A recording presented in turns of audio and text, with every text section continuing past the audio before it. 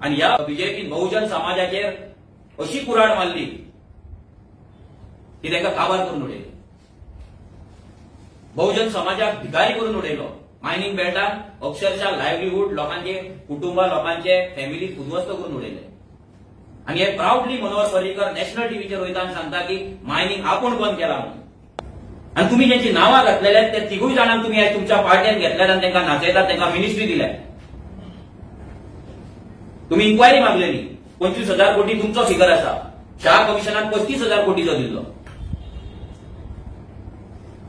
जाल्यार हे 25,000 कोटी धरी आमी हे 25,000 कोटी कित्याक रिकवर जावना आनी जेंचेर तुम्ही एक्शन मागताले ते सगळे जाण बीजेपीच्या वॉशिंग मशिनान वचोन परते बीजेपीन क्लीन कशे जाले. विश्वजीत राणे क्लीन कसो जालो, दिगंबर कामत कसो जालो आनी सुभाष शिरोडकर कसो क्लीन जालो, हे बीजेपीन उत्तर दिवपाक जाय. हेचो मिनींग की बहुजन समाजाक बारीक समाजाक काबार करपाक ह्या बीजेपीन हे षडयंत्र रचलें.